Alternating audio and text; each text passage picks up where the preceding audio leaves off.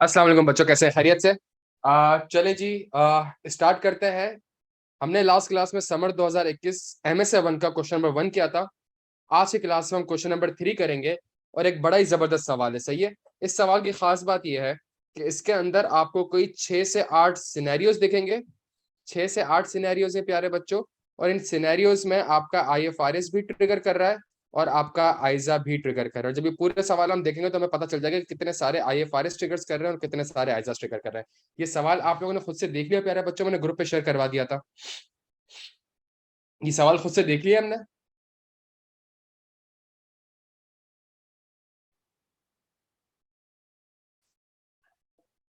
चलें जी, जबरदस्त। प्यारे बच्चों स्टार्ट करते हैं छेती छेती। You are Zoha Jabeen and work as an audit manager. You have been asked to assist on the completion stage of the audit of More Manufacturing for the year ended 31 March 2021, as the existing manager is on unexpected leave. In Appendix 1, the audit partner Rehan Asim has provided you with the detailed instructions. सही है. In Appendix 2 provides a background information and a summary of the audit testing performed over certain areas. Appendix 3 summarizes two issues for which audit process have already been completed but whose impact on the audit reports needs to be considered. सही है जी. Using the information contained in the Appendix 1 and 2, prepare a brief note that Appendix 1 और Appendix 2 को use करके हमने क्या करना है. Appendix 1 और Appendix 2 को यूज करके हमने explain any financial reporting issues that the audit team have not identifies and explain any areas where there is a lack of sufficient and appropriate audit evidence. पूरा आइजा 500 के ऊपर सवाल है कि आपने ये बताना है कि क्या sufficient appropriate audit evidence use किया है कि नहीं किया. डन हो गया. और फिर हमारे पास अपेंडिक्स 3 उसमें क्या outline the potential issue appendix on the auditors report. प्यारे बच्चों ये हमारे पास एक जबरदस्त सवाल है, बहुत जबरदस्त सवाल है. स्टार्ट करें प्यारे बच्चों, थोड़ा जवाब दे दीजिएगा ताकि मेरे लिए थोड़ी सी आसानी हो जाए प्यारे बच्चों. सही है. तो बड़ा जबरदस्त सवाल है, बहुत जबरदस्त सिनेरियोस इसके अंदर. CFF6 MS7 दोनों के लिए इंपॉर्टेंट है. बैकग्राउंड इंफॉर्मेशन पढ़ लेते हैं बच्चों. The company produces domestic appliances that are sold to retailers and large scale machines that are sold directly to industry. The company is owned and controlled by Hamid family, but they are in the process of seeking external investors, which is why they have changed the auditors.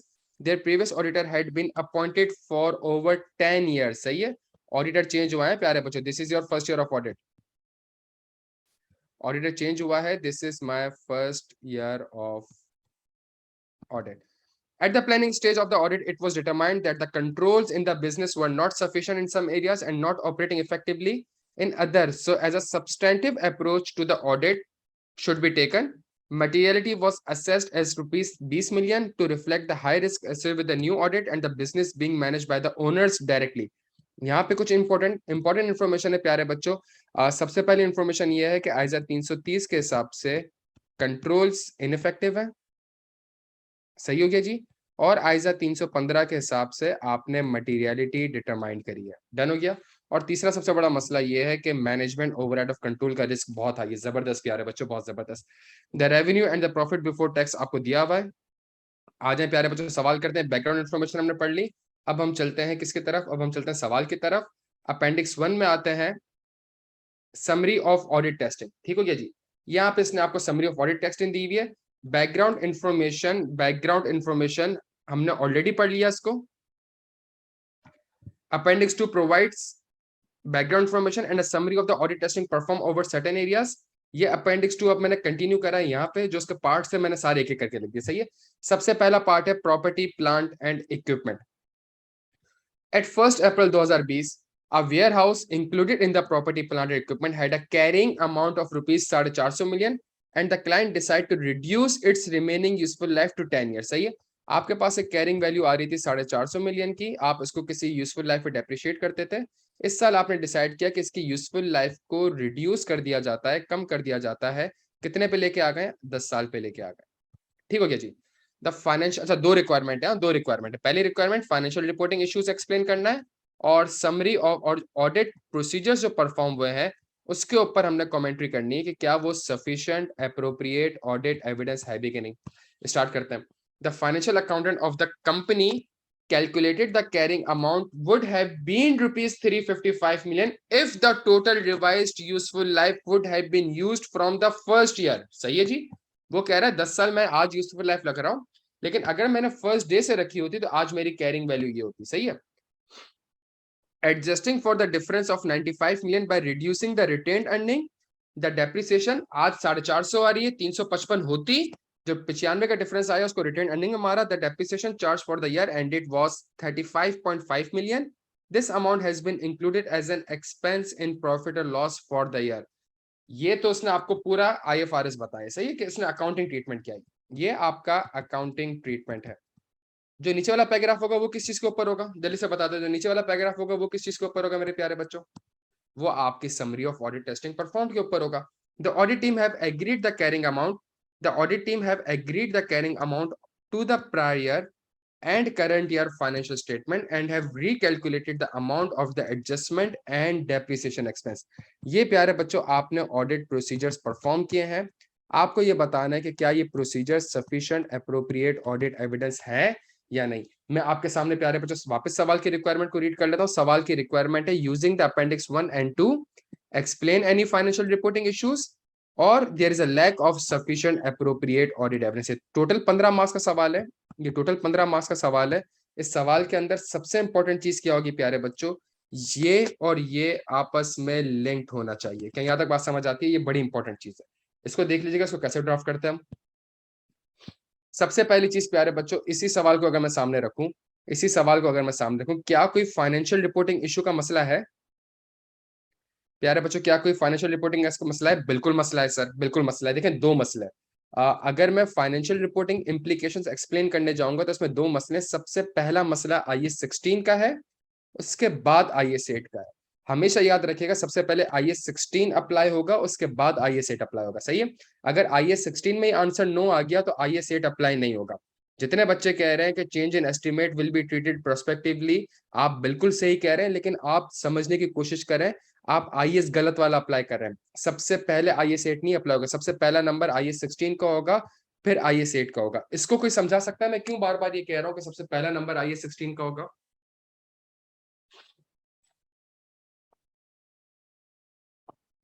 और इसके बीच में एक और IAS भी आएगा, इसके बीच में एक और IAS भी आएगा।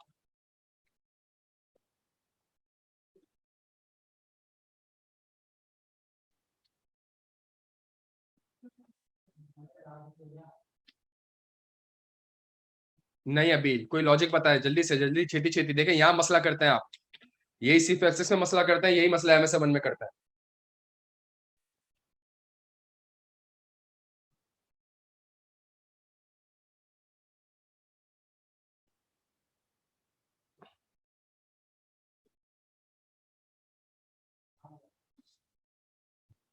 मेरे भाई, मेरे भाई उजैर साहब देखें, समझने की कोशिश करें।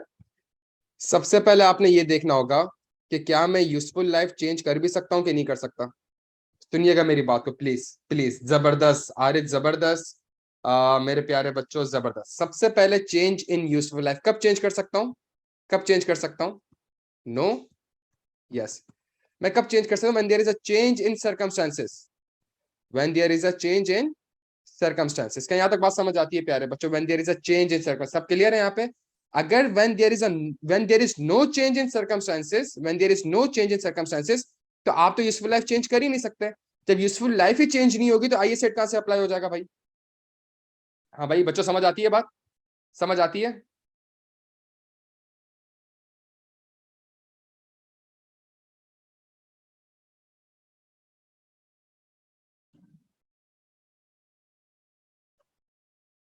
डन हो गया मेरे प्यारे बच्चों, जबरदस्त।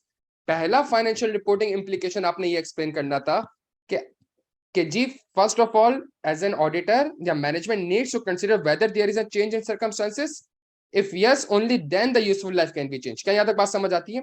अच्छा, आंसर यस आ गया। सुनिएगा मेरी बात को, आंसर यस आ गया। अब अगला IAS कौन सा अप्लाई होगा? अब अगला IAS कौन सा अप्लाई होगा मेरे प्यारे बच्चों? जल्दी छेती छेती, बड़ी इंपॉर्टेंट चीज सिखा रहा हूँ, खुदा का वास्ता एक्टिव हो जाए, खुदा का। IAS 8, प्यारे बच्चों IAS 8।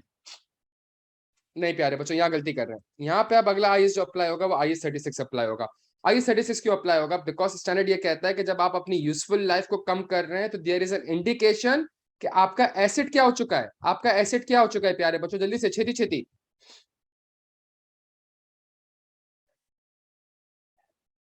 अच्छा, इसका रीजन हमें पता है ना, इसका रीजन हमें पता है ना। देखिए मेरी बात समझने की कोशिश करिएगा। आपने एक एसेट 100 रुपए का लिया, आपने कहा मेरी यूजफुल लाइफ है 20 साल। 20 साल आपने कहा मेरी यूज, मैं 20 साल तो चला लूंगा इसको, सही है। आपने 5 साल बाद, आफ्टर 5 ईयर्स, इसकी इसका कितना, इसकी कैरिंग वैल्यू कितनी आ रही होगी आफ्टर 5 ईयर्स? ये 75 रुपए का कैरी हो रहा होगा, ऐसा ही है। अब आप कह रहे हो नहीं यार, रिमेनिंग यूजफुल लाइफ कितनी है, रिमेनिंग यूजफुल लाइफ कितनी है, 15 साल। लेकिन आप कहते हो नहीं यार, मैं रिमेनिंग यूजफुल लाइफ 15 साल नहीं चल सकता, मैं तो अब कितना चला सकता हूँ उसको, सिर्फ और सिर्फ 3 साल चला सकता हूँ। तो इसका मतलब ये जो कैरी आप कर रहे हैं इसको 75 रुपए पे, तो बहुत ज्यादा कैरी कर रहे हैं, ये तो बहुत ज्यादा कैरी कर रहे हैं। अब जब ये रिमेनिंग 3 साल चल सकता है, सिर्फ रिमेनिंग 3 साल चल सकता है, तो इसका मतलब है कि जी ये एसेट शायद आपका इम्पेयर्ड हो गया है। अगला फाइनेंशियल रिपोर्टिंग इम्प्लीकेशन आपका IAS 36 इम्पेयर्ड होगा। आपके लिए मैंने सारे पैराग्राफ रखे हुए।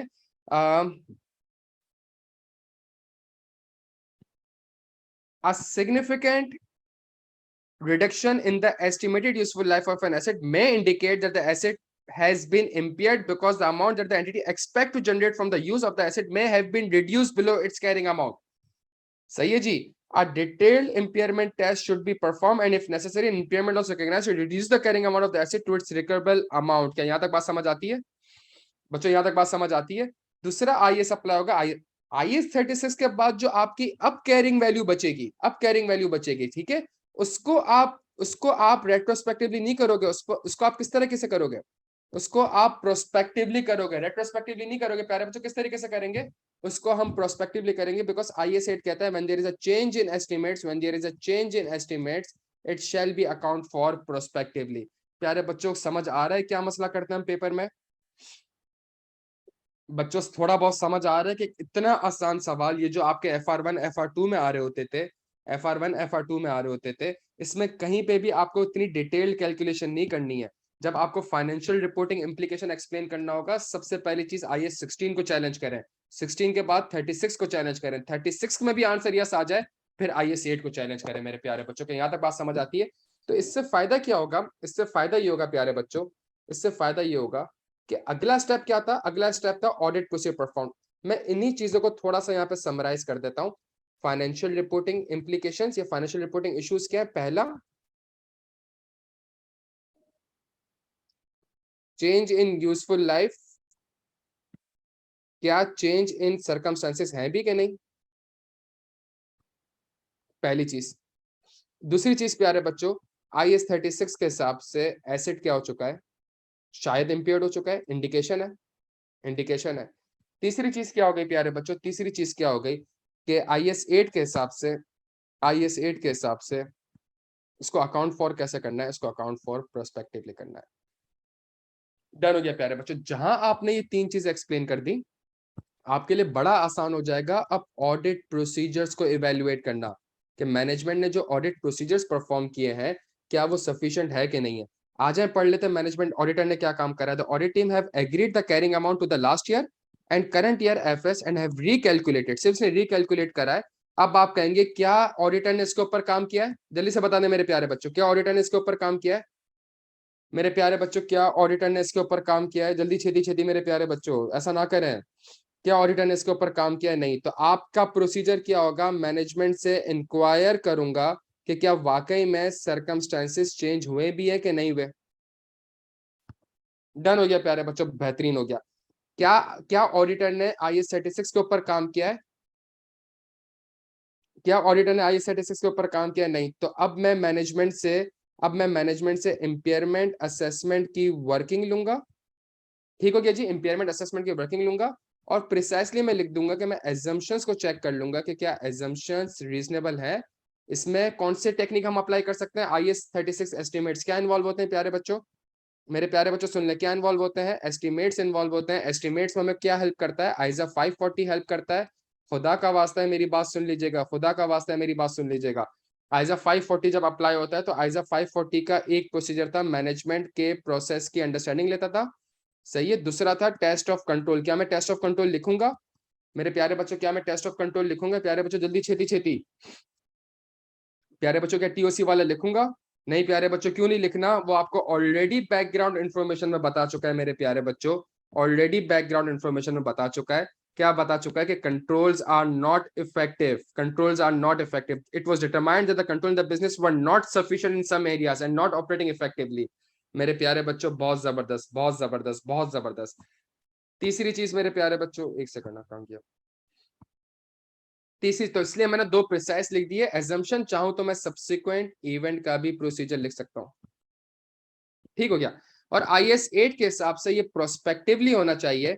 तो मैं मैनेजमेंट से रिवाइज्ड वर्किंग लूंगा, मैं मैनेजमेंट से रिवाइज्ड वर्किंग लूंगा और इंश्योर कर लूंगा कि क्या उसको account for and disclosed as per IS 8 किया है कि नहीं किया. देखिए मैं कितने सारे प्रोसीजर मेरे प्यारे बच्चों लिख सकता हूं.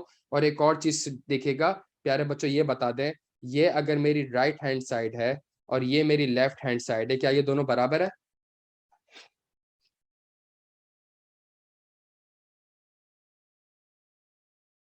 प्यारे बच्चों, क्या ये बराबर है? बस हमेशा ये याद रखिएगा, हमेशा ये याद रखिएगा, ये दोनों चीजें आपकी बराबर होनी चाहिए. MS 7 का सबसे बड़ा चैलेंज ये होता है कि वो IFRS के जितने IFRS होते हैं, ये सुनिएगा डायग्राम देखेगा, जितने IFRS होते हैं वो बच्चा आइडेंटिफाई नहीं कर पाता, उसको लॉजिकल वे में नहीं लिख पाता और फिर उसी के बेसिस पे ऑडिट प्रोसीजर्स या ऑडिट रिस्क या रिपोर्टिंग इम्प्लीकेशंस को एक्सप्लेन नहीं कर पाता. सही है.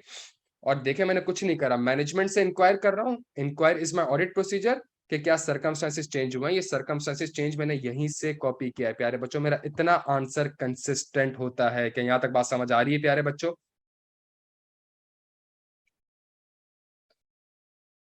राइटिंग पे ना जाइएगा प्यारे बच्चों, जो समझाने की कोशिश कर रहा हूँ उसके ऊपर ज्यादा फोकस करिएगा. ठीक हो गया प्यारे बच्चों?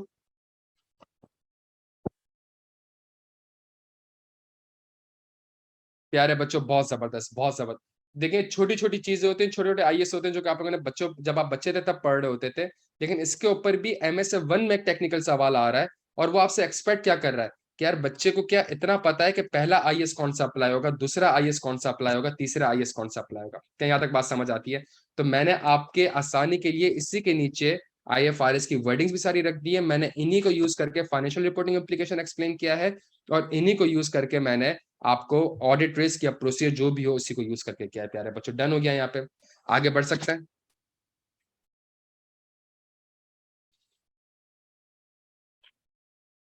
जबरदस्त. On 1 September 2020 company capitalize the expenditure of rupees 300 million, which it incurred on adding new safety features to the machines used in a production line. The audit team have agreed the amount to a contract that was signed. ये क्या बात कर रहा है? Audit procedure performance. The audit team has agreed the amount to a contract that was signed with a safety specialist which provides evidence that the amount are correctly capitalised. मतलब capitalisation के ऊपर तो काम हो गया. सही है. while reviewing the contract while reviewing the contract to supply the safety features, the audit team noted that the safety features will only last for 3 years. The contract and the discussion provided evidence that the safety features are required by the law. The result of impairment testing indicate that the production line is not impaired. Company has, अब यहाँ पे impairment नहीं है, वो कह चुका है आपको. सही है, अब यहाँ पे impairment लिखने की जरूरत नहीं है. The company has depreciated the safety expenditure over the 12 years, which is the same as the remaining useful life of the machine as 1 सितंबर 2020. प्यारे बच्चों, हाँ मसला है कोई? एक कंपनी की ऑलरेडी मशीन आ रही थी. सही है, ऑलरेडी एक मशीन आ रही थी. इस मशीन के अंदर हमने सेफ्टी फीचर्स ऐड किए. ये सब्सिक्वेंट एक्सपेंडिचर किया हमने, ये सब्सिक्वेंट एक्सपेंडिचर किया, सेफ्टी फीचर्स किए. ये सेफ्टी फीचर लॉ के हिसाब से हर 3 साल बाद करना है. मेरा कॉन्ट्रैक्ट भी 3 साल तक है. मशीन की रिमेनिंग लाइफ कितने साल है प्यारे बच्चों? 12 साल बची है. मैंने इस सेफ्टी फीचर्स को भी कितने साल पे डेप्रिशिएट कर दिया? 12 साल पे डेप्रिशिएट कर दिया. प्यारे बच्चों, कोई मसला? क्या मुझे आप फाइनेंशियल रिपोर्टिंग इंप्लीकेशंस बता सकते हैं?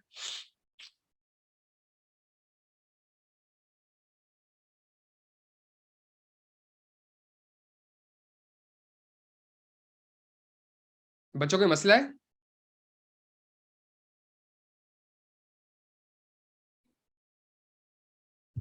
नहीं नहीं, शायद ये गलत कर रहे हैं, ये गलत कर रहे हैं, ये गलत कह रहे हैं मेरे भाई. आप कोई और मसला? मेरे प्यारे बच्चों, कोई और मसला?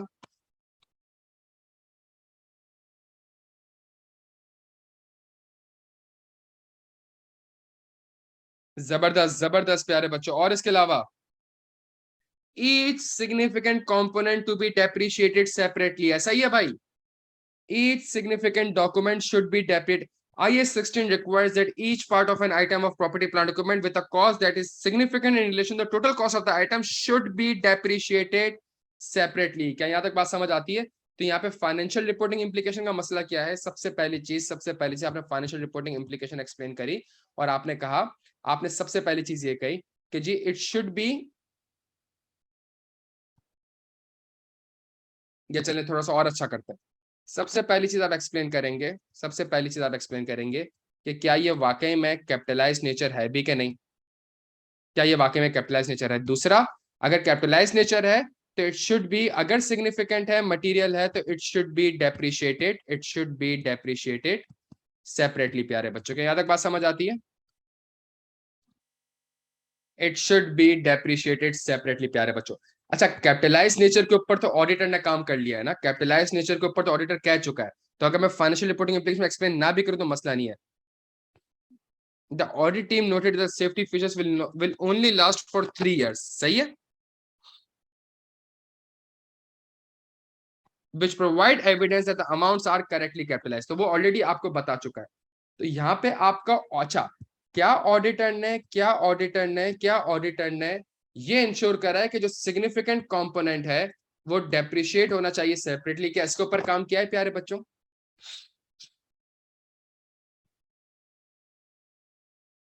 इसके ऊपर काम नहीं किया। अब जब इसके ऊपर काम करना है तो दो चीजों के ऊपर काम करना है। एक अदद मुझे कॉस्ट चाहिए, एक अदद मुझे यूजफुल लाइफ चाहिए। ऐसा ही है, तो मेरे पास डेप्रिसिएशन एक्सपेंस आ जाएगा। क्या कॉस्ट पे काम कर लिया इसने? सवाल देख के बताएं। क्या कॉस्ट पे काम कर लिया इसने प्यारे बच्चों? सवाल देख के बताएं।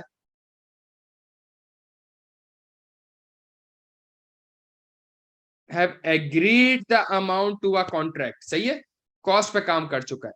Useful life, the audit team notice safety features will only last for 3 years। इसका मतलब है वो किस चीज के ऊपर भी काम कर चुका है? वो टेक्निकली स्पीकिंग यूजफुल लाइफ के ऊपर भी काम कर चुका है। लेकिन इसको अगला काम क्या करना है? यहाँ पे जो क्लाइंट यूजफुल लाइफ ले रहा है वो कितनी ले रहा है? वो 12 साल ले रहा है। क्या ये ठीक है?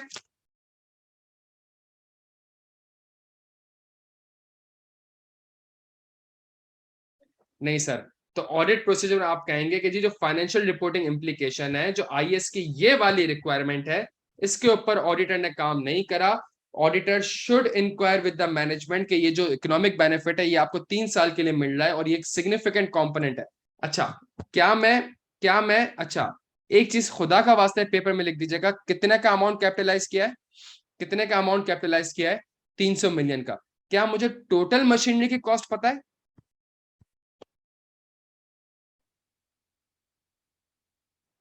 मुझे टोटल मशीनरी की कॉस्ट नहीं पता ना, तो मैं सिग्निफिकेंट कंपोनेंट नहीं डिटरमाइन कर सकता। ऐसा ही है ना प्यारे बच्चों?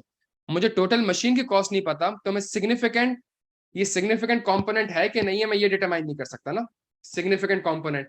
सही है, तो मैं अपने आंसर को इस तरीके से करूंगा कि मैनेज ऑडिटर ने क्या काम करना है? ऑडिटर ने ये इंश्योर करना है कि क्या ये कंपोनेंट, कौन सा कंपोनेंट, रुपीज 300 मिलियन वाला, क्या ये सिग्निफिकेंट कंपोनेंट है भी कि नहीं। सबसे पहले ऑडिटर ने इस चीज के ऊपर काम करना होगा, क्या ये सिग्निफिकेंट कंपोनेंट है। इफ यस, तो ऑडिटर ने अगली चीज इंश्योर करनी होगी कि significant component should be depreciated separately based on it's useful life. तो इंश्योर करना होगा कि ये ओवर द 3 years डेप्रिशिएट हो रहा हो। क्या यहां तक बात समझ आती है मेरे प्यारे बच्चों?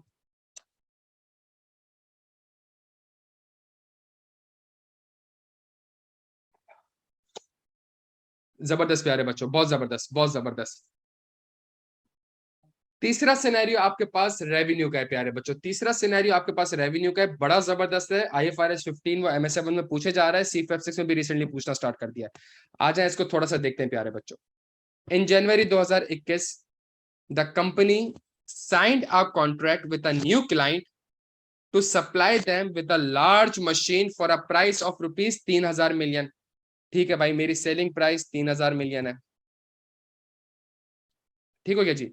As part of the negotiation the company agreed to provide 3 year servicing. सही है, मैं 3000 मिलियन का क्या बेच रहा हूं? मैं 3000 मिलियन का एक लार्ज मशीन बेच रहा हूं, 3000 मिलियन की एक लार्ज मशीन सेल कर रहा हूं मेरे प्यारे बच्चों। और नेगोशिएशन में हमने डिसाइड कर लिया, company agree to provide 3 year servicing, 3 year servicing. in which company manufacturing engineers will perform monthly visits. Historically, ये MS1 समर 2021 क्वेश्चन नंबर 3 सारे ग्रुप्स में भी शेयर कर दिया है, यहाँ पे भी आपके सामने शेयर है. Historically, the company has not performed any servicing of machinery it supplies. Client would arrange a contract themselves. ये बड़ी इंपॉर्टेंट चीज लिखी हुई है. हिस्टोरिकली में प्रोवाइड नहीं करता, लेकिन क्लाइंट अलग से इसका कॉन्ट्रैक्ट करता था. सही है. Audit evidence was obtained by reviewing the contract which confirms the terms and price. मैंने 3000 मिलियन वेरीफाई कर लिए. The machine was delivered to the customer on 1st February 2021 as confirmed by the dispatch note. Receipt of which 3000 million was agreed to a bank statement. ये machine, ये जो large machine है, इसका goods delivery note भी देख चुका हूं, इसको एग्रीमेंट से भी देख चुका हूं, और इसको अमाउंट को बैंक स्टेटमेंट से भी ट्रेस कर चुका हूं. The audit senior discussed the contract with the financial controller, who said that there will be no additional cost to the company for providing the 3-year servicing, as its existing engineer will perform the servicing as part of their normal workload.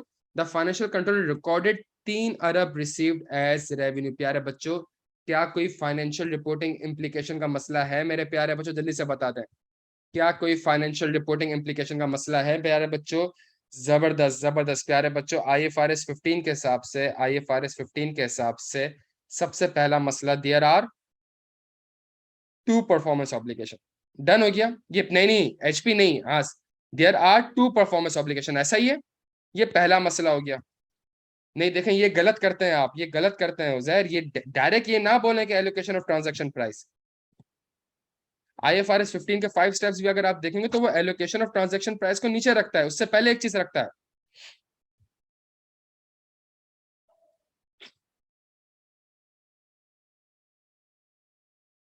Exactly, performance obligation. तो आपने सबसे पहले कहना है there are 2 performance obligation.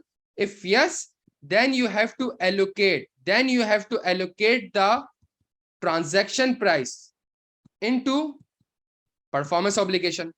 तीसरा तीसरा तीसरी चीज बता दें प्यारे बच्चों, बड़ी इंपॉर्टेंट है. तीसरी चीज बता दें, मोस्ट इंपॉर्टेंट है. जबरदस्त. Revenue recognition criteria, point of time या over the time, point of time या ओवर द टाइम. जबरदस्त जबरदस्त जबरदस्त प्यारे बच्चों. अब मुझे बताएं, ये फाइनेंशियल रिपोर्टिंग इंप्लीकेशंस आपने एक्सप्लेन कर दी, और आपने इसको एक्सप्लेन करते हुए कोशिश करना है कि ये जो आपकी बाइबल थी ना, इसके लिए आपने और इसके लिए आपने सवाल की इंफॉर्मेशन को थोड़ा सा यूज करना है. कैसे यूज करना है मैं आपके सामने एक्सप्लेन कर देता हूं. ये जो इंफॉर्मेशन लिखी हुई है ना, इसने कौन सी, the company has not perform any servicing machinery in supplies, client would arrange a contract themselves. इसका मतलब है क्या ये कॉन्ट्रैक्ट का इंटीग्रल पार्ट है, या ये एक डिस्टिंक्ट गुड एंड सर्विसेज है?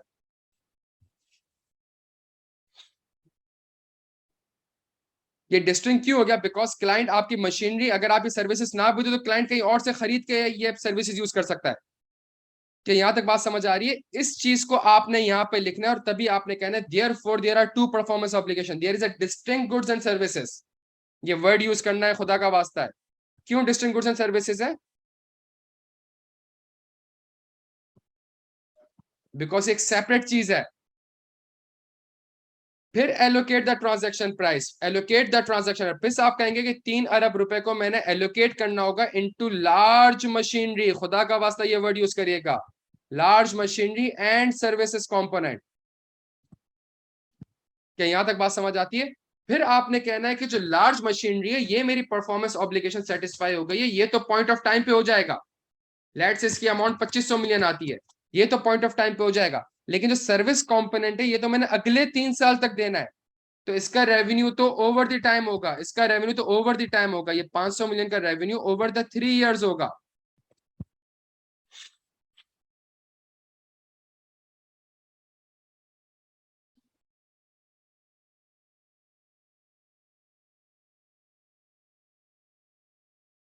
बच्चों अब मुझे बताएं, क्या इसके ऊपर काम हुआ है? क्या इसके ऊपर काम हुआ है?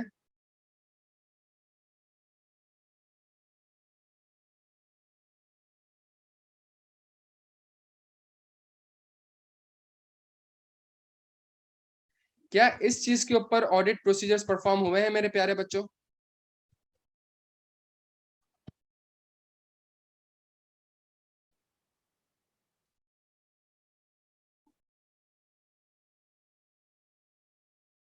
प्यारे बच्चों कहाँ चले गए?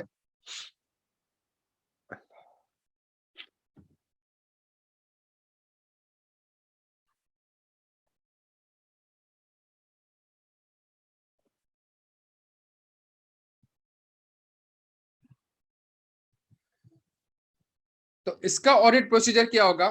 इसका ऑडिट प्रोसीजर सबसे पहला प्रोसीजर ये होगा कि एग्रीमेंट जो आपने देखा है बिल्कुल देखें, लेकिन एग्रीमेंट में आप इस डिस्टिंक्ट गुड्स एंड सर्विसेज को आइडेंटिफाई करें और ये इंश्योर करें कि there is a separate performance obligation. जबरदस्त जबरदस्त जबरदस्त जबरदस्त मेरे प्यारे बच्चों, जबरदस्त। दूसरा तरीका, अगर परफॉर्मेंस ऑब्लिगेशन है, दो परफॉर्मेंस ऑब्लिगेशन है, तो अगला काम एलोकेशन। ये जो एलोकेशन करी होगी, किसने किसकी जिम्मेदारी एलोकेट करना? तो मैनेजमेंट का प्रोसेस समझना होगा कि जी आप बताएं आपका तरीकेकार क्या है, आप किस तरीके से इसको एलोकेट करते हैं। और इसके अंदर तो देयर इज अ पॉसिबिलिटी, चूंकि मैनेजमेंट ये सर्विसेज पास में प्रोवाइड नहीं करती, तो इसका मतलब है मैनेजमेंट ने कोई एस्टिमेट्स यूज किए होंगे, मैनेजमेंट ने प्यारे बच्चों कोई एस्टिमेट्स किए होंगे, उसके ऊपर कोई एजम्पशंस होंगी। आप ये एजम्पशंस देख लेंगे कि मैनेजमेंट की एजम्पशन रीजनेबल है भी कि नहीं। क्या यहां तक बात समझ? It could be anything, market value, it could be any method. सही है। और तीसरा काम आप ये इंश्योर करेंगे कि क्या मैनेजमेंट ने revenue as per IFRS 15 ensure that के पॉइंट ऑफ टाइम और ओवर द टाइम इंश्योर हो रहा है कि नहीं हो रहा। यही चीजें प्यारे बच्चों में अपने ऑडिट प्रोसीजर में मेंशन कर दूंगा। कंसिस्टेंसी समझ आ रही है मेरे बच्चों को? देखें अगेन आप जंप डायरेक्ट किस पे करते हैं? इस पे कर जाते हैं, allocate transaction price into performance obligation. सबसे पहले ये डॉक्यूमेंट करना पड़ेगा कि क्या परफॉर्मेंस ऑब्लिगेशन एक से ज्यादा है भी कि नहीं।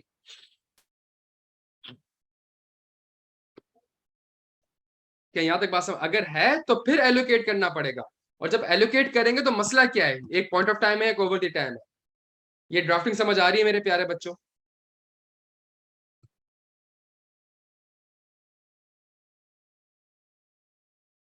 ये बिल्कुल लिखना जरूरी है, ये तो मैं आपको समझा रहा हूँ कि सवाल की इस इंफॉर्मेशन को यूज करके लिखना जरूरी है मेरे प्यारे बच्चों।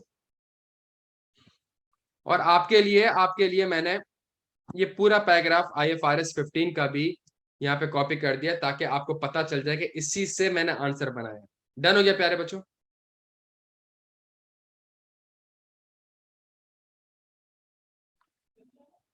The customer can benefit from the goods or service either on its own or together with the other resources that are readily available to the customer। तो सवाल में लिखी भी है ये चीज कि भाई वो मार्केट से पहले लेता था। क्या यहाँ तक बात समझ आ रही है? Is separately identifiable from other promise. There was a promise कि जी मैं आपको सर्विसेज प्रोवाइड करूंगा, सिर्फ मेरा कॉन्ट्रैक्ट मशीन प्रोवाइड करने का नहीं है। There is a separate term, there is a separate clause in an agreement कि जी मैं आपको सर्विसेज प्रोवाइड करूंगा। तो एक सेपरेट प्रॉमिस भी है। इसी चीज को आपने यूज करके, इसी चीज को यूज करके सवाल से कनेक्ट करना है और फिर आपने आगे कमेंट्री करनी है। डन हो गया मेरे प्यारे बच्चों?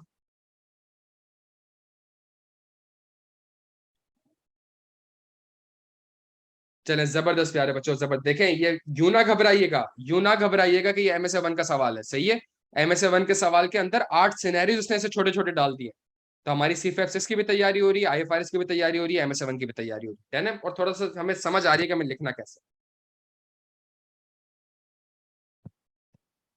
द कंपनी, अगला सिनेरियो, द कंप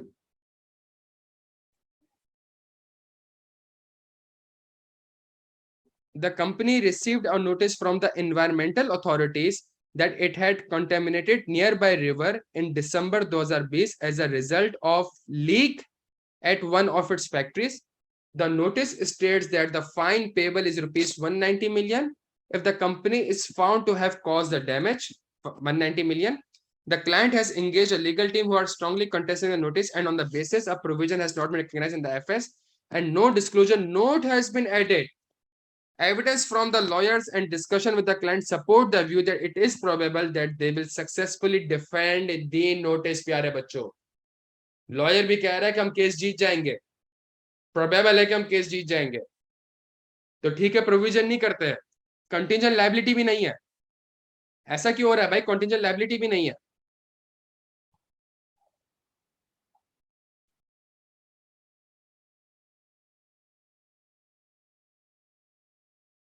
हाँ प्यारे बच्चों।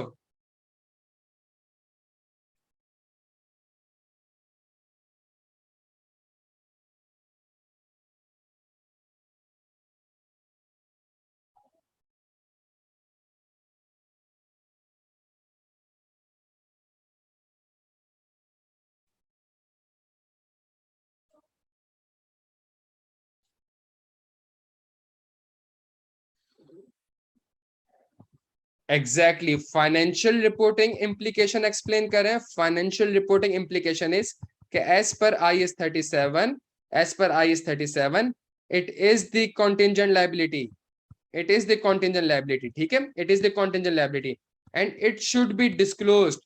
The only exception is when the chances are too remote. ऐसा ही है.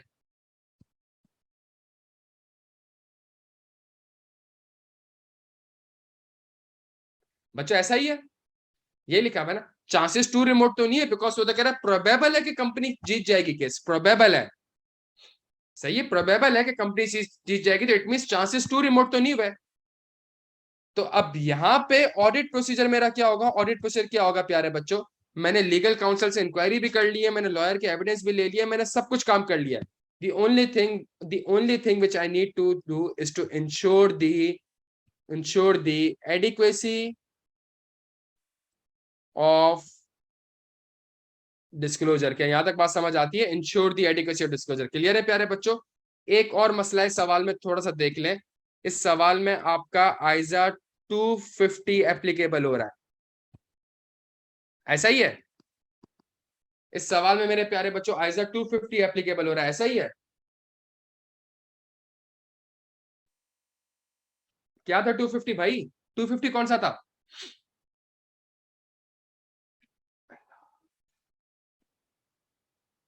प्यारे बच्चों 250 कौन सा था?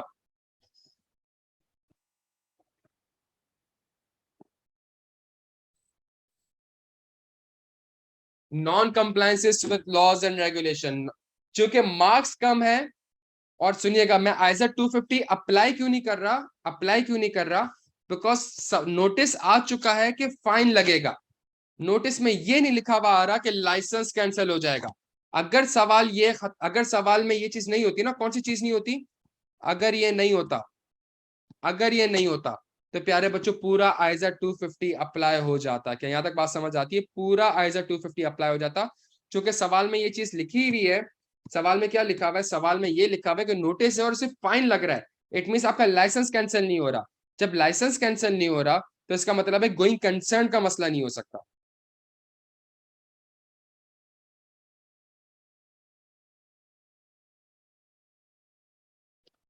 क्लियर हो गए प्यारे बच्चों? यहाँ पे किसी को कोई सवाल हो मुझसे पूछ सकता है.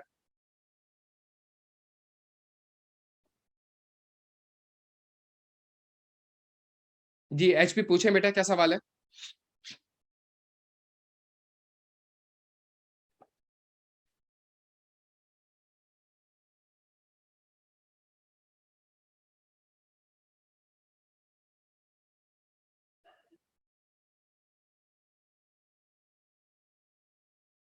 डिस्क्लोजर पे फोकस हमारा इसलिए है because evidence from the lawyer and discussion with the client support the view that it is probable that they will successfully defend the notice.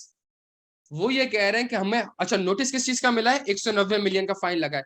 तो वो कह रहा है प्रोबेबल है कि हम इस नोटिस को डिफेंड कर लेंगे. जब आपका लॉयर ये कह रहा है कि हम, हमारे ऊपर ये 190 मिलियन की पेनल्टी नहीं लगेगी, प्रोबेबल है मतलब चांसेस है. तो मतलब एक चांस ये भी है कि लग भी सकती है, एक चांस ये है कि लग भी सकती है. ऐसा ही है.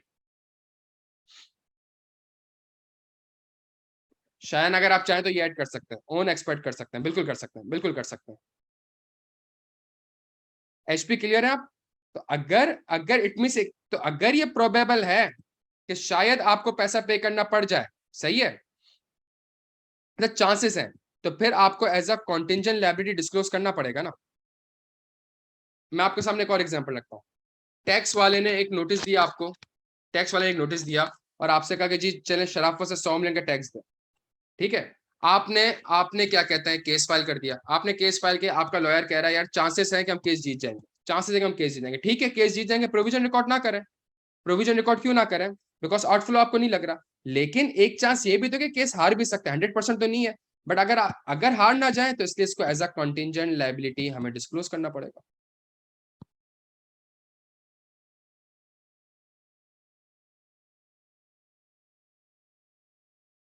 और अगर आप देखें, a present obligation that arises from the past event that is not recognized, provision recognise नहीं कर रहा कॉन्टिजेंट, क्यों?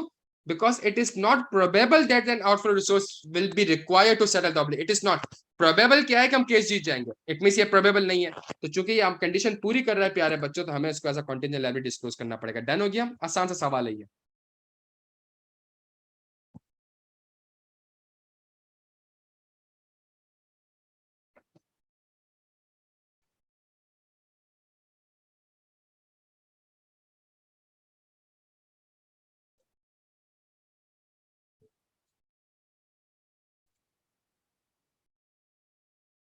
बच्चों मुझे बस एक सेकंड देंगे, सिर्फ एक सेकंड पे।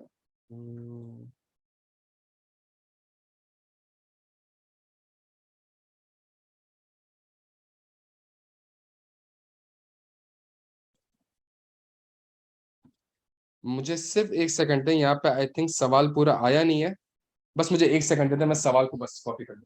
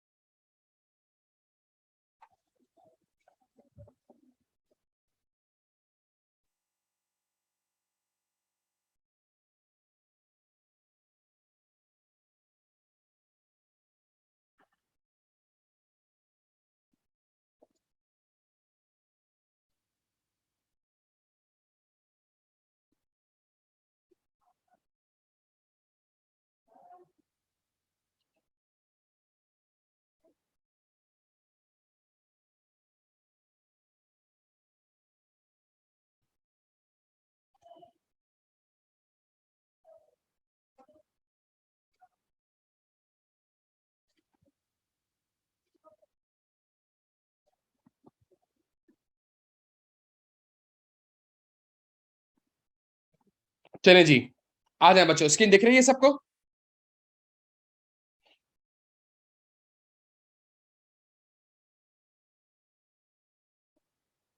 चले जी, हम क्वेश्चन नंबर 3 कर रहे थे।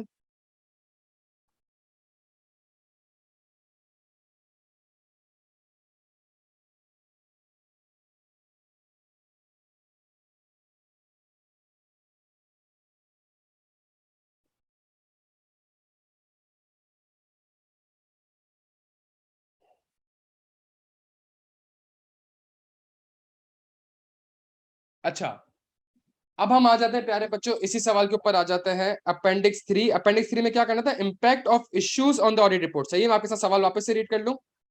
मैं सवाल आपके साथ वापस से रीड कर लूं प्यारे बच्चों। सवाल में क्या था? सवाल में क्या था?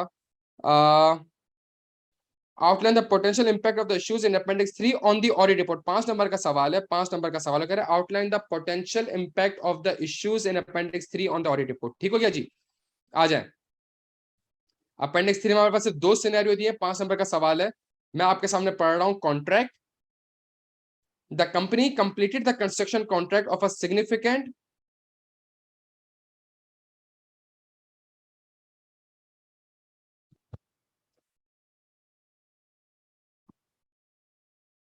The company completed the construction of a significant asset for a client in December 2020। It recognized rupees 3560 million of revenue on completion of the construction, which resulted in a profit of rupees 80 million for the year ended 31 मार्च 2021। मैं आपके सामने materiality पेश कर देता हूं। Materiality कितनी थी? सवाल में दी हुई थी ऊपर, कितनी थी मेरे प्यारे बच्चों? 20 मिलियन थी, ऐसा ही था ना? अच्छा जी, द कॉन्ट्रैक्ट बच्चों बिल्कुल रेडी रहिएगा, खुदा का वास्ते रेडी रहिएगा। अगर आप एक काम करते हैं ना यार, उसको ठहरा।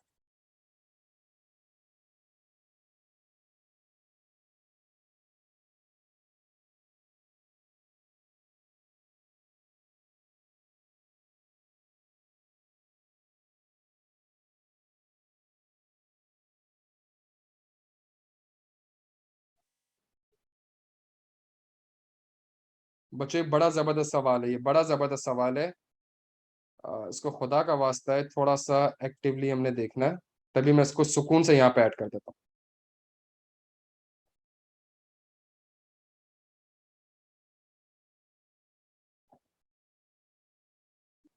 बच्चों स्क्रीन दिख रही है सबको? जल्दी छेती छेती आ जाए, सिर्फ 10 मिनट हमारे पास, फिर C5 2 लॉ की क्लास है। ये बड़ा बड़ा एक्टिव रहना है सवाल में, सबने अपना हाजिर दिमाग रखना है। The company completed the construction of a significant asset for a client in December 2020। It recognise rupees 3560 million of revenue on completion of the construction, which resulted in a profit of rupees 80 million for the year ended 31 March 2021. The contract commenced in December 2019 and आप मार्च 21 को audit कर रहे हैं। And after discussion it is clear that the revenue should have been recognised over the 12 months construction period rather than on completion. सही है, ये point of time पे नहीं होना चाहिए था, ये तो ओवर द टाइम होना चाहिए था। इसको आज आप रेवेन्यू क्यों रिकॉग्नाइज कर रहे हैं? ये रेवेन्यू तो पिछले सालों में रिकॉग्नाइज होना चाहिए था। We discussed this and they provided details of the cost incurred on the construction at 31 March 2020, which relative to the total expected cost to construct that it shows that the contract was 45% complete at that date using the input method. It means ये जो आपने 80 million का profit record किया हुआ है, इसमें से 45% किससे पर्टेन करता है? प्यारे मुझे जल्दी से बता दें, 45% कहां से पर्टेन करता है? जल्दी से बताएं, छेती छेती। सिंपल यही आंसर निकलेगा ना यार।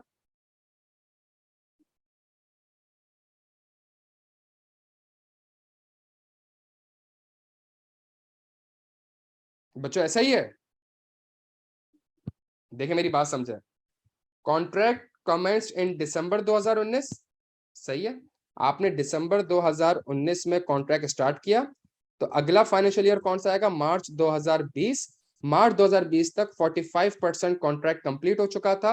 अगला फाइनेंशियल ईयर कौन सा आएगा? मार्च 2021, और दिसंबर 20 में आपने ये कॉन्ट्रैक्ट कंप्लीट कर लिया। सही है, दिसंबर 20 में आपने कॉन्ट्रैक्ट कंप्लीट किया और 80 मिलियन का प्रॉफिट आपने रिकॉग्नाइज कर लिया। 80 मिलियन का प्रॉफिट आपने रिकॉग्नाइज कर लिया। प्यारे बच्चों ऐसा ही है, ऐसा ही है। और वो कह रहा है ये तो कंफर्म्ड है, ये कंफर्म्ड है। एग्रीमेंट जब हमने देखा तो भाई ये तो recognise over the 12 months construction period rather than on the completion. We discussed it and they provided detail of the cost incurred which relative to the total expected cost to construct the asset shows that the contract was at 45% complete at the date using their input method. The client does not understand why this is an issue as we did not audit the last year financial statement. प्यारे जल्दी से आ जाएं, जल्दी छेती छेती मुझे बता दें, जल्दी से छेती छेती मुझे बता दें क्या मसला है। Impact of the issues on the audit report.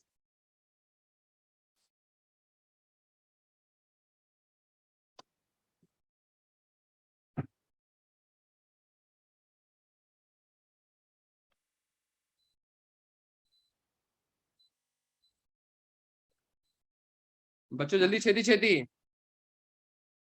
कौन सा ओपिनियन दूं? Qualified adverse? प्यारे बच्चों कौन सा ओपिनियन दूं? वो वेरीफाई करने का कुछ कह ही नहीं रहा आपसे शाहिद बशीर, वो तो आपसे कह रहा है impact on issue on the audit report. वो आपसे ऑडिट पूछ रहे तो ना वो आपसे रिस्क पूछ रहा है, ना वो आपसे फाइनेंशियल रिपोर्टिंग इशू पूछ रहा है, ना वो आपसे ऑडिट पूछ रहा है। प्यारे बच्चों क्वालिफाइड ओपिनियन, सबका ये आंसर है भाई।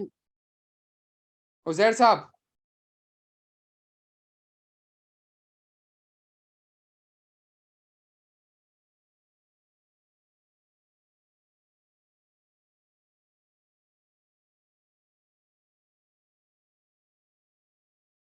जब C5 6 पढ़ते थे तब भी लानत लेते थे, MSA 1 पढ़ रहे हो अब भी लानती लेना, लानती हो। सुनो, ये जो मिस स्टेटमेंट है, ये मिस स्टेटमेंट है।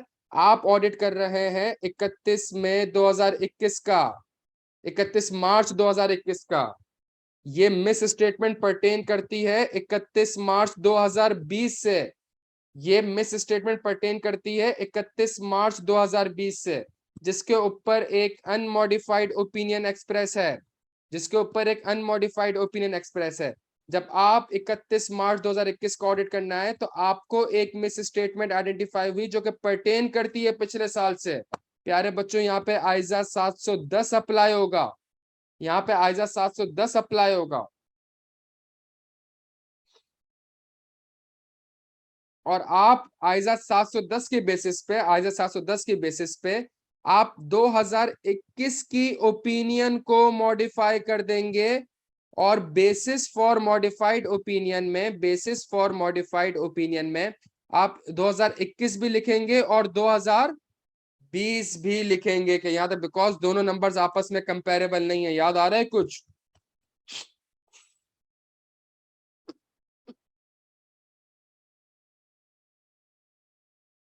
आइजा 510, आइजा 510 तो सफिशिएंट अप्रोप्रिएट ऑडिट एविडेंस का है।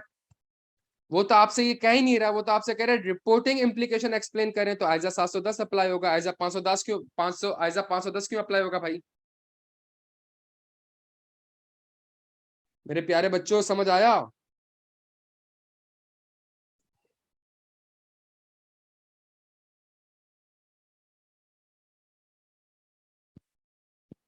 जबरदस्त जबरदस्त जबरदस्त, सुने मेरी बात, बिल्कुल सही कह रहे हैं, बिल्कुल सही कह रहे हैं, बिल्कुल सही कह रहे हैं, सुन ले मेरी बात।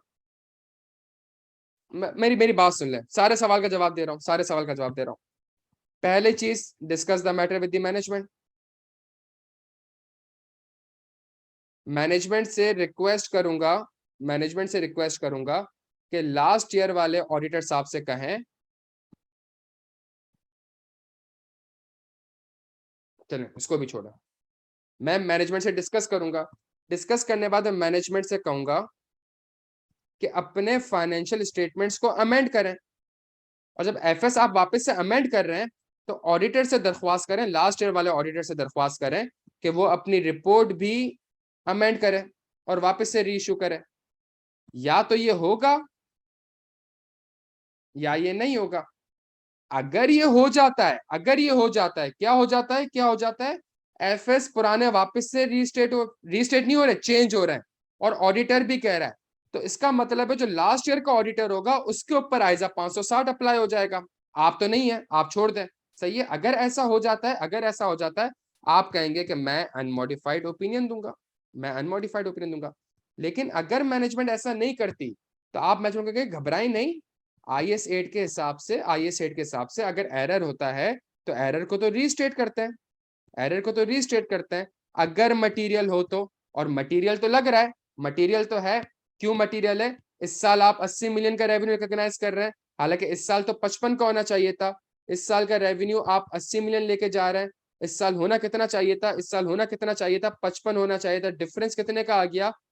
65, 75, 25 का आ गया। मटीरियलिटी तो 20 मिलियन है, मटीरियलिटी तो 20 मिलियन है। तो इसका मतलब है अगर इस साल का रेवेन्यू 55 आना चाहिए, तो लास्ट ईयर का तो 45 आना चाहिए। तो ये अमाउंट तो लास्ट ईयर के हिसाब से भी मटेरियल लग रही है मुझे। सुनिएगा मेरी बात को, ये जो 45 मिलियन है, पिछले साल कितने से गलत है? लास्ट ईयर कितने से गलत है? एक अच्छी चीज समझा रहा हूं, सुनने मेरी बात, लास्ट ईयर कितने से गलत है?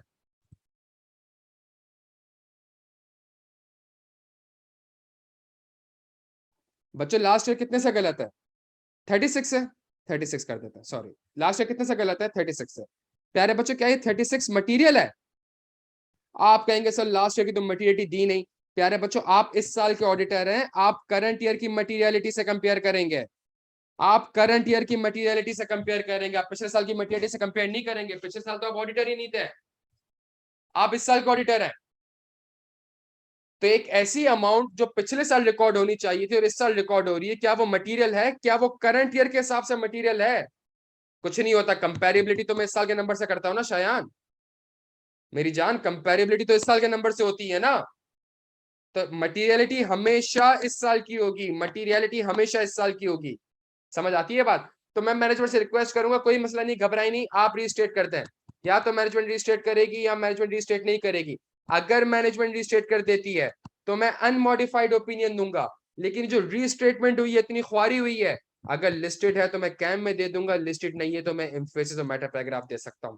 लेकिन अगर मैनेजमेंट रीस्टेट नहीं करती, तो आईएस 8 की खिलाफ वर्जी कर रही है, आईएस 8 की खिलाफ वर्जी कर रही है। मटेरियल है क्वालिफाइड, लेकिन अगर मुझे मटेरियल प्लस परवेजिव लगता है तो मैं एडवर्स। आपका आंसर है ना लांकियों, ये वाला आ रहा था, आपका आंसर ये वाला आ रहा था। और उस आंसर से पहले ये पूरी दुनिया है, उस आंसर से पहले पूरी दुनिया है। समझ आ रही है मेरे बच्चों?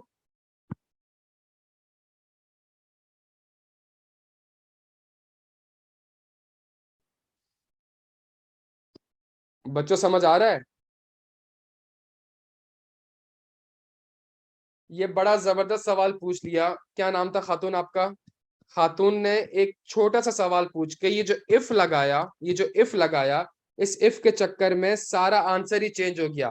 अगर लास्ट ईयर के ऑडिटर आप ही होते, अगर लास्ट ईयर के ऑडिटर मैं ही होता, तो प्यारे बच्चों मेरी बात सुनिएगा, प्यारे प्यारे बच्चों मेरी बात सुनिएगा, आइजा 710 बाद में अप्लाई होता, पहले तो आपकी पकड़ हो जाती आइजा 560 से। एक ऐसा इवेंट एफएस इश्यू होने के बाद पता चला, अगर ये मुझे उस वक्त पता होता तो मैं अपनी ऑडिट रिपोर्ट अमेंड कर देता, मैं आइजा 560 का ऑब्जेक्टिव 3 लिखता रहता। समझ आ रहा है बच्चों? माशाल्लाह, जबरदस्त जबरदस्त। तो बस 3-4 लानते और खानी है पेपर से पहले, फिर इंशाल्लाह पेपर पास है। सही है, अपना बेहद ख्याल रखना है प्यारे बच्चों। देखें ये था एमएसए 1 का सवाल, ये था एमएसए 1 का सवाल, लेकिन देखें ये इसने आइजा 710 के अंदर घुसा है ये सवाल में, ये आइजा 710 के अंदर घुस गया सवाल में, चुपचाप घुस गया, और मसला ही एमएसए 1 का ही है। अगर मैं आपके सामने वापस से प्यारे बच्चों, मैं बस मेरी एक चीज, आप मुझे 1 मिनट दे सकते हैं? सिर्फ 1 मिनट दें, मुझे एक अच्छी चीज समझानी है आपको।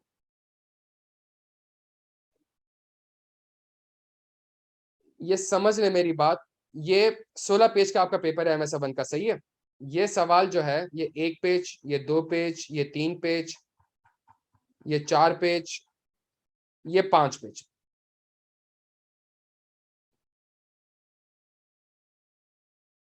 ये 5 पेज का सवाल है। दूसरे पेज पे लिखा हुआ है, दूसरे पेज पे लिखा हुआ है,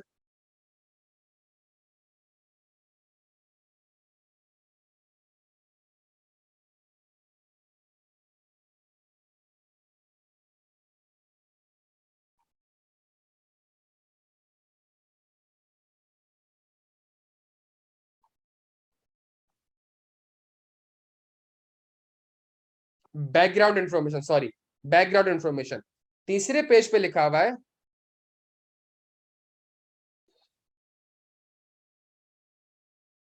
क्या लिखा हुआ है? कुछ लिखा हुआ है?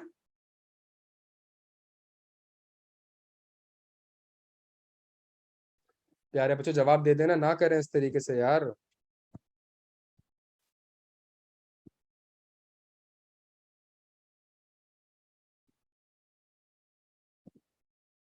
दिखा?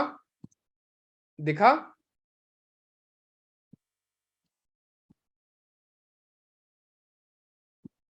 दिखा? क्या दिखा?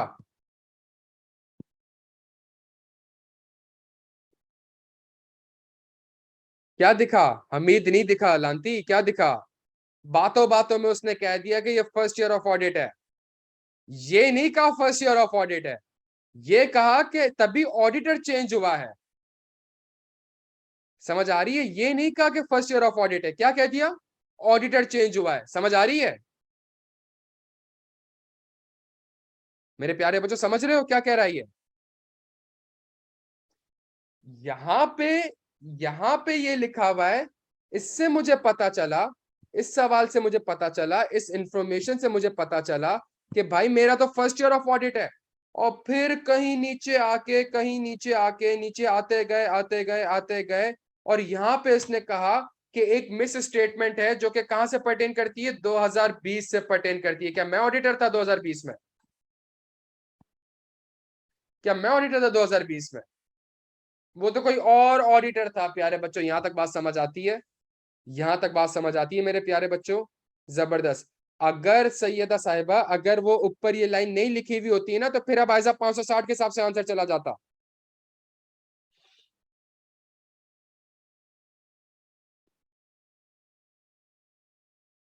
समझ आ रही है प्यारे बच्चों बात? अगर ये मैं ही ऑडिटर होता तो फिर आइजा 560 अप्लाई, 710 बाद में अप्लाई होता।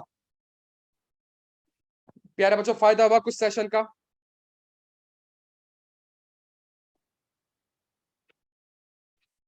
डन हो गया प्यारे बच्चों। ऐसी प्रैक्टिस करती रहनी है, लेकिन देखें पहले आपने अप्लाई करना है। आप खुद ट्राई करते, आपसे आइजा 710 मिस होता, फिर मजा आता प्यारे बच्चों। आप खुद ट्राई करते, आप कहते हैं हाँ यार मैं डायरेक्ट IS 8 में कूद गया, मैं पहले IS 16 देखता, फिर मैं 36 देखता, फिर मैं 8 अप्लाई करता। हाँ यार मैंने IFRS 15 रेवेन्यू में डायरेक्ट क्यों एलोकेशन ऑफ ट्रांजैक्शन प्राइस का वर्ड लिखा? पहले तो परफॉर्मेंस ऑब्लिगेशन होता। समझ आ रही है प्यारे बच्चों? ये जो IS किस लॉजिकल वे में अप्लाई करने हैं, उसके बाद आइजास किस लॉजिकल वे में अप्लाई करने हैं, और दोनों आपस में किस तरीके से कंसिस्टेंट होने चाहिए, ये बड़ा इंपॉर्टेंट है मेरे प्यारे बच्चों। बिल्कुल मिल जाएगी यार, बिल्कुल मिल जाएगी, पीडीएफ मिल जाएगी बच्चों, उसकी टेंशन ना लें। क्लियर है? चले जी, अपना बेहद ख्याल रखिएगा प्यारे बच्चों, इंशाल्लाह अगली क्लास में मिलते हैं। इसका पूरा सवाल हमने नहीं करा, इसका छोटा सा पार्ट रहेगा, लेकिन मेरी लॉ की क्लास स्टार्ट होने वाली है। ठीक है, इंशाल्लाह मुलाकात करते हैं बच्चों, बहुत शुक्रिया, अल्लाह हाफिज।